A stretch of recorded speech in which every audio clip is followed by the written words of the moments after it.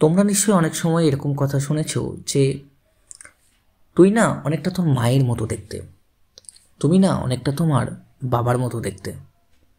এরকম কথা নিশ্চয়ই তোমরা প্রায়ই শুনেছো। কিন্তু এটাকে যদি আমরা ইংরেজিতে বলতে চাই তাহলে কীভাবে আমরা বলতে পারি? কোনো কিছুর মতো যদি বলতে হয় তাহলে আমরা দুটো শব্দ ইউজ করতে পারি, একটা হচ্ছে টাইপ বা লাইক। আর যদি মতো নয় হয় তাহলে not type R not like. চলো আমরা এক্সাম্পল দিয়ে বুঝি।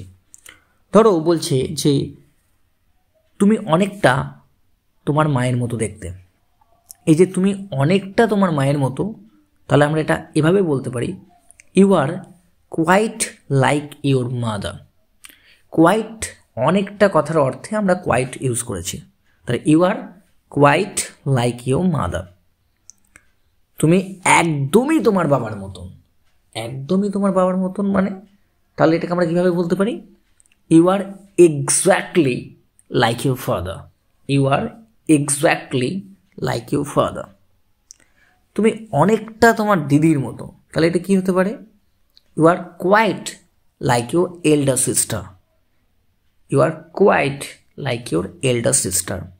কিন্তু যদি বলা হয় যে তুমি একদমই আমার মতো নয়, অনেক সময় ধরো তোমার মা বলছে যে তোর বয়সে আমি কত পড়াশোনা করতাম, তুই পড়াশোনা করছিস না, তুই একদমই আমার মতো নোস, ধরো এরকম বলছে, তখন তুমি কীভাবে বলতে পারো? এই সেন্টেন্সটাকে ইংরেজিতে কীভাবে বলতে পারো?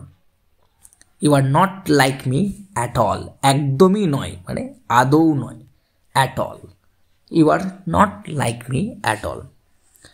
আমার মেয়ে মোটেও তোমার মতো নয়। অনেক সময় হয়তো বাবার সঙ্গে মায়ের একটু মজাদার ঝগড়াঝাটি হচ্ছে, বাবা বলছে আমার মেয়ে আমার মতন, তখন মা বলছে একদমই না, আমার মেয়ে মোটেও তোমার মতো নয়, আমার মেয়ে আমার মতন।